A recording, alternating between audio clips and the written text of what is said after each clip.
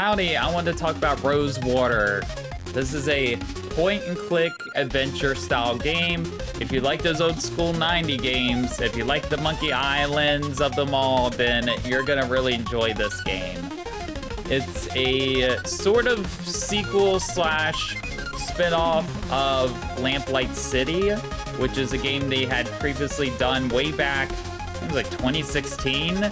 And then they finally came out with this one, but that's a good length of time.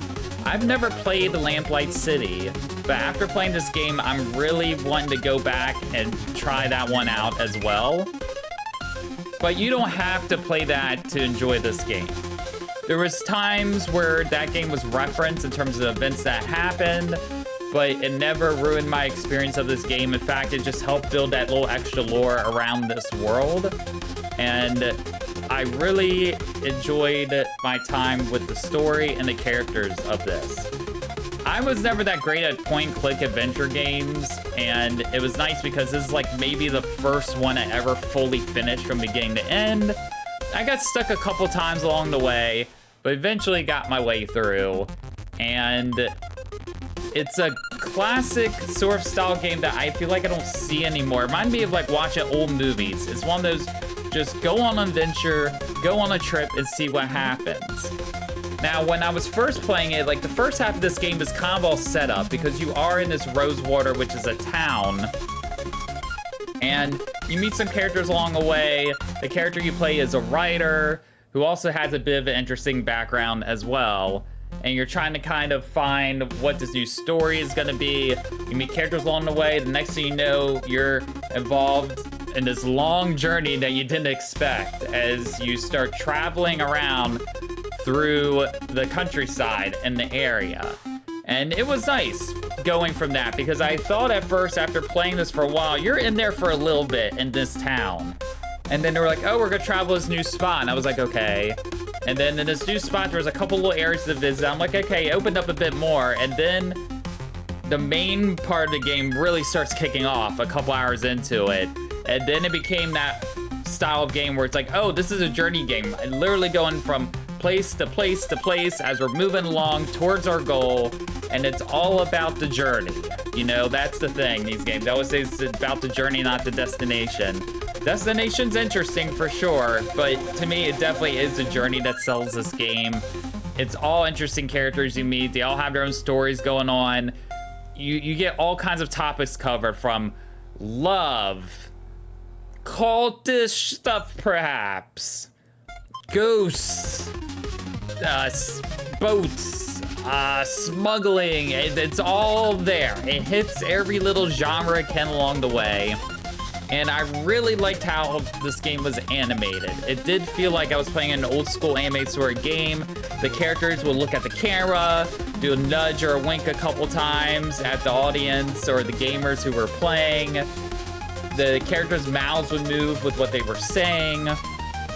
When you talk to characters, a lot of time you get multiple points of dialogue that you can choose to find out more story beats, to get, you know, whatever the mission is that you need to do.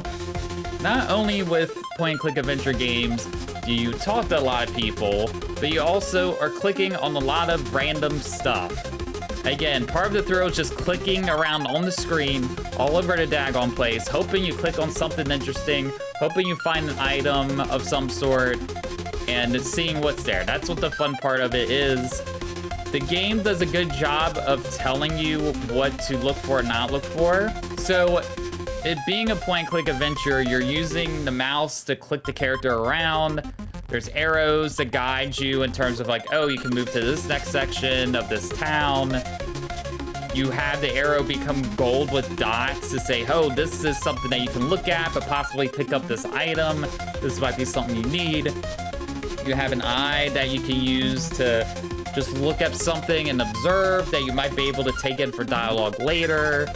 And there's an inventory system. Quick to use, you just press a button, brings up all your inventory. Sometimes you can combine items together. Otherwise, you can just drag the item out of the inventory, click on the character and object, and use it. And that's it. That's all you need to do. There's a log that keeps track of kind of like what's happening in the story, just in case you get a little confused on like what you're supposed to do. There's settings, and then that's it. I mean, there's only like 3 or 4 tabs at the top. It's not too UI heavy, considering, you know, the style of game it is. It does give you the whole screen space to go around and explore and check everything. And there was so much detail too in terms of just the character design, the music as well was really good. And every character like had their own unique voice to them that brought out their characters a bit more. And there's just like certain moments on the game like this that you just won't forget anytime soon. Like I got moments that are just stuck in my head now that I'll remember for a while. Some moments that are really funny or silly or kind of weird and offbeat, and it's just a reminder of like, oh, this style of game, I'm glad it's still around. You know, it's not as much of a thing anymore. It was a thing of its time, but to see that people still have that love and passion for it, you can see it here. There's a lot of text that you can read as well, but it doesn't overwhelm you. It's not like Skyrim where it's like, oh, I got 50,000 pages to read of this book. It's like, oh, we'll give you like at most maybe 5 or 4, but you can read it pretty quick. Some are only like half a page or 2. And sometimes you don't have to read them, sometimes you do. But it just felt like the game was constantly moving, which is interesting because there's a lot of moments of sit-down time also. You know, sometimes the characters will be sitting around a campfire talking to each other at the end of the day, reflecting on what happened. You talk to the characters like in between the traveling from place to place. So there is an equal amount of downtime, but having said that, you're always moving, even during that downtime. I always felt like I was just constantly going to the next place, and it just kept that momentum and that energy going. It didn't feel like the game slowed down too much. There was maybe like one part towards the end where I felt like the game slowed down a little bit, where I was like, okay, we're lingering here too long.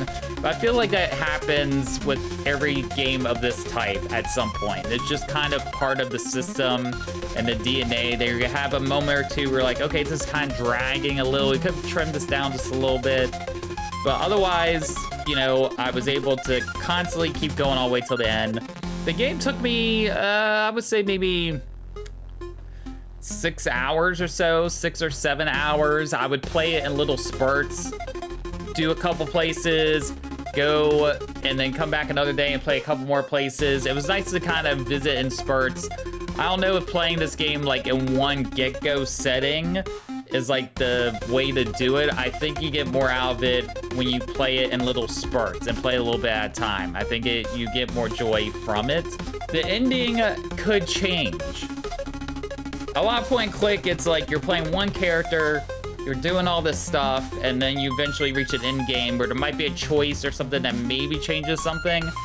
But this game does play on those relationships. It's like playing a Mass Effect or something like that, where there comes a point in time where something happens and your relationship with these characters will affect the outcome.